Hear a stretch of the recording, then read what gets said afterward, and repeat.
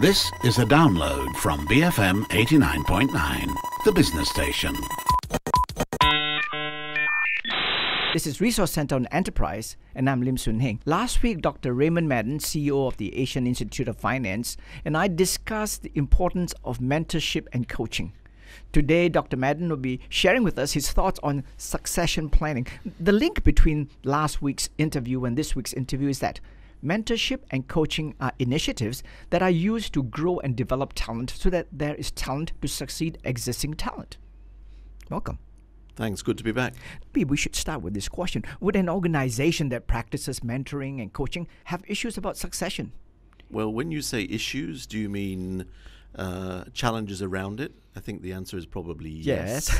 But meaning that they should be able to find somebody from within to move up the ranks. Well, I think what they will do if they do mentoring and coaching effectively is have a view of the market now and where they want to be. And if somebody leaves a critical role, then they'll either have a succession plan because they'll have been coaching or mentoring individuals into that role, but they may be, not able to do it just now. So somebody may leave at a critical point. They may not have the person. I mean, the advantage to mentoring and coaching is you have a real view of where your talent lies. True. We've got real strengths in this area. We've got people who within a couple of years can take over this role, or actually we've got a real absence of a typical, classical person to take over. Then we need to think about succession planning. So you may have the steps in place, but you may not have it at the right time. Yeah, and you may not just have the people. You may not have the people. Or, don't forget, not everybody wants to take the top job. I mean, that's a real key thing. Organizations say, hey, we really want you to be the future leader or the future CEO. Some people say, I'm not interested. I'm not interested. This is not the right time for me. We've just had a new baby, or we've just, the kids are doing this at school. I don't want to be full on at work. I want to be, 90%, but I don't want to be 120%. So there's a lot of those things that play into actual looking at succession. Is succession an issue only at the C level or just at any level? Well, I mean, if you're trying to find a critical person with some technical skills, it can be a real challenge. So it's at all levels, but obviously people mostly look at senior levels because those people are expected to have much broader skill sets, lead elements of the business. But actually you can have talent shortages. I mean, we've got that definitely in a number of our industries here in Malaysia and the region, across all areas. Now, so with succession, I guess it's either you bring somebody up from within the organization or you parachute somebody in. Yeah. Well, you're an example of somebody who has parachuted into AIF, right? Well, that's right. I came from London in 2012, and there was a pool of candidates, some of them local, some of them international, and I was very honored to be selected by Tan Sri Governor Zeti to lead AIF to the next phase of its development. So in this context, I assume then it's because they cannot find somebody from within AIF. That's why they needed to bring you in from external sources. Now, what are the challenges there? Why, beyond not having that talent internally, what are the challenges of bringing somebody into the organization? Well, I think there's a number of reasons why people are brought in from outside. One is there may be a lack of talent pool, and we're an organization, 35 people. So there'll be limited numbers of people potentially. And I think it's important and incumbent on me to actually develop a pool of candidates for the market that actually could take over from me when I succeed my position. But also you may just want a different view. I mean, people have come from different markets. So I'd worked in financial services and banking in Europe, also in Asia, but I'd not actually lived in Malaysia before. So I'd established an office here in Malaysia and Singapore. I'd done a lot of work in China with the Chinese Ministry of Finance. I'd done work in India. So you bring a different sort of skill set to someone who may be just homegrown. So then the question is that the sort of skill set that would benefit you or your organization at this sort of time? And I guess the view was, well, that could be useful. I've had a mixture of both academic as well as business, banking. So in a sense, that's an unusual mix to have. And I guess it makes you attractive. It makes you sort of distinctive, I think, and it's distinctiveness that people are looking for. What are the dangers of bringing somebody from outside? Well, not only outside a particular country or jurisdiction, but actually outside your organization, the organization and the industry. I mean, the great thing is people come with new views, new ideas, energy and enthusiasm, Their ignorance is a real asset. That's what I always say. You know, I don't know the answer, but let me ask some difficult questions. So that's great. And in fact, one of the stories I heard when I talked to Azran Osman, who runs AirAsia X, Tony Fernandez says, I'm hiring you because you know absolutely nothing about the airline industry. I mean, you know, what a backdrop. And so you look at things very differently. And you ask some really dumb questions in the beginning because you say, well, I don't know, why do we do it this way? And people look at him, you know, who is this guy? But actually it starts the organization to sort of renew itself, to think differently about the value proposition. So we've changed a lot of the business type of work that we're doing. So we're moving into standards development now, which was an area we didn't do before. So I think it gives you a real opportunity to look at things afresh. But what are the dangers? The dangers are that you don't understand the existing business model, which, hey, that can always be developed. In my case, it's that you don't understand fully the culture and the way business is done and the role of the CEO. And it's interesting for me because being a CEO is, they call me boss. No, here in Malaysia, everybody is a boss. And when I first came here, I said, no, please, just call me Raymond. Don't call me boss. Oh, no, but you are the boss. So, you know, there's a deference to hierarchy, which I'm not used to. Mm-hmm. I mean, you know, irrespective of whatever level you were at, you were always on first name terms. But derailment is a real issue, meaning that people don't actually take to the job. They find it difficult.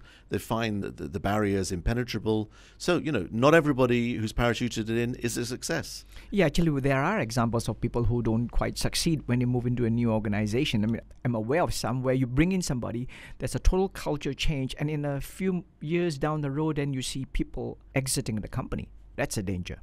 Well, I think that you need to have the right people in the right roles for the right jobs. Interestingly enough, there's been a lot of research done at Harvard on this. So Boris Groysberg, who's a Harvard professor, has looked at taking teams of people, particularly in banking and finance, and putting them into new banks. And actually, the jury's out. 50% of them do well, but 50% of them don't. And that's because of the culture of the organization. That's because, although they were great working at Bank X or Finance House X, that when they get to Finance House Y, for whatever reasons, opportunity, risk profile, culture, they don't succeed. So if you are an organization that's bringing somebody from the outside, what do you need to put in place to make sure that this person will succeed? Because people at the C level, they don't come cheap, right? And if you have to terminate their contract, there's a high penalty that you have to pay also. Well, I think outset you need to be very clear about objectives, deliverables, what are we trying to achieve? And then I think people need, even if they're the CEO, a good mentor and a good coach. Someone who you can use as a sounding board. And I'm really fortunate with my board members. I can go and talk to them off the record, try out new ideas. And, you know, sometimes they say, well, that's something we haven't thought of.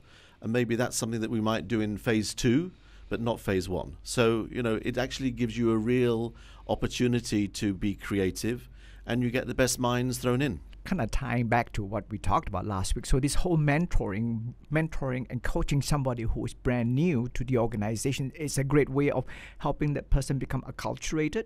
Absolutely. It's key because, listen, you fly in anybody. I mean, you know, there's going to be challenges that they haven't actually come across and they will need some facilitation, some help. Dr. Raymond Madden from the Asian Institute of Finance. We're talking about succession planning. Coming up, some challenges within family-owned businesses. This is Resource Center on Enterprise, BFM 89.9, the business station.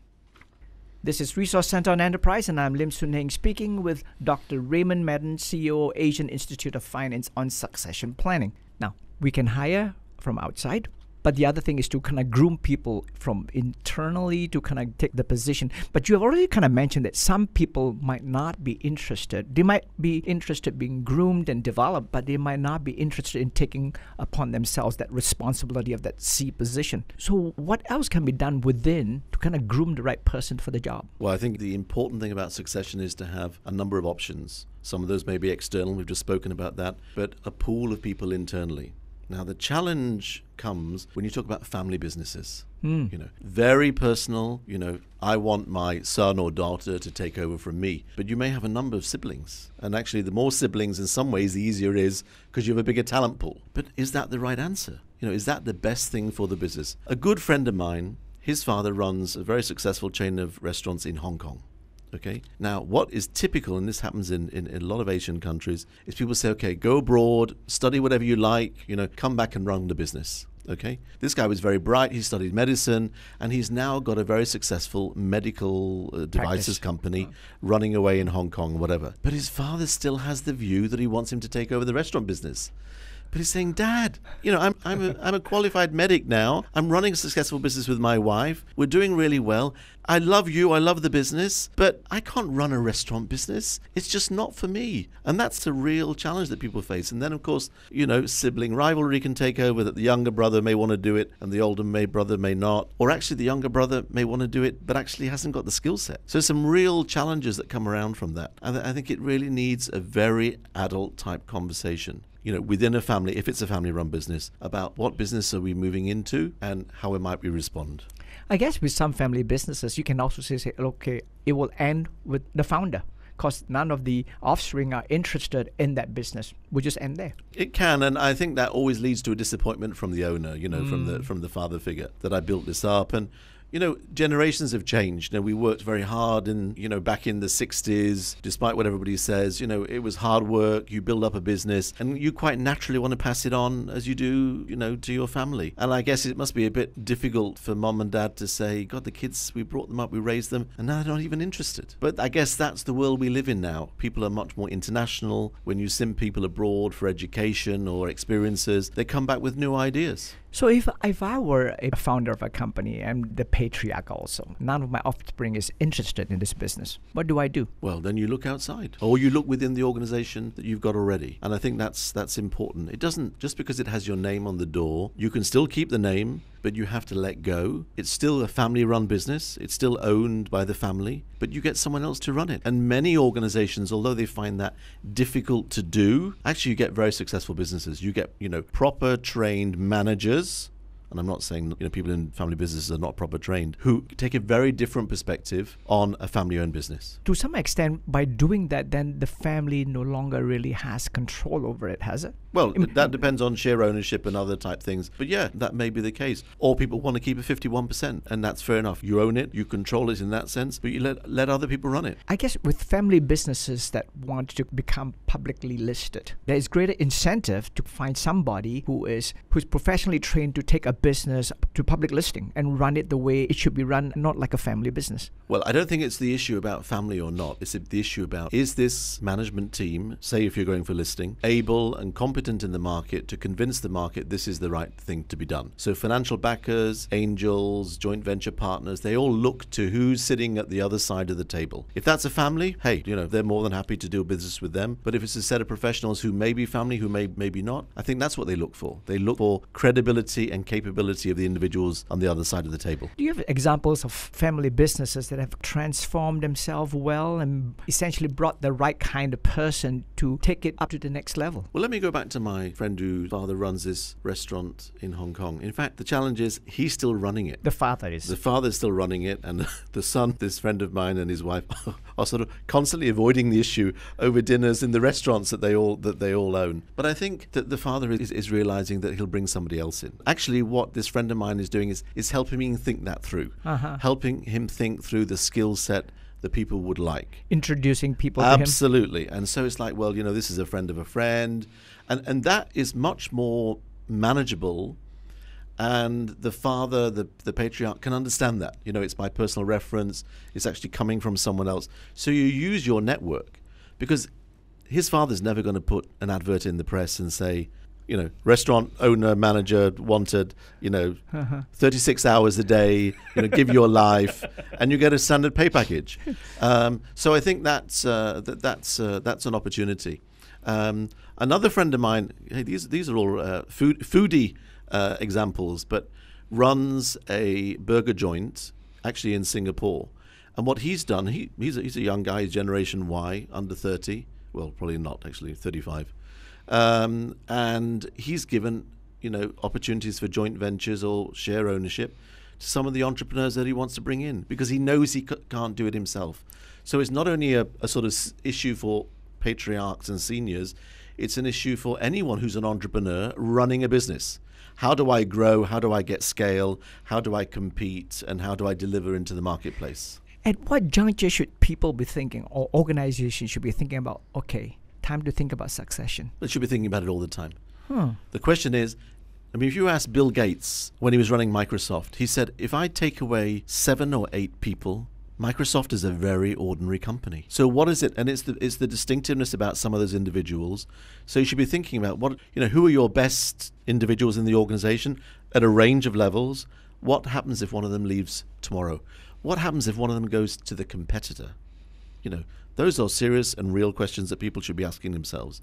You need an annual plan that looks at this, that scopes things out, does it in detail, because the devil is in the detail, and then you say, actually, within a couple of years, we would like to move him or her into a new position, maybe a new geography, maybe a new market comes up. You're moving into Vietnam or somewhere else in ASEAN.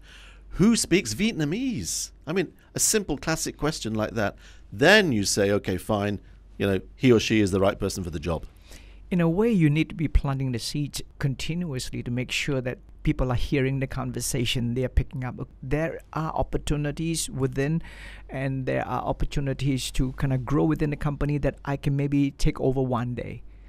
Absolutely. I mean, opportunities are key. I mean, we all like the job that we do, but if you said to somebody, you'll be doing the same job for the next 30 years, their heart would sink.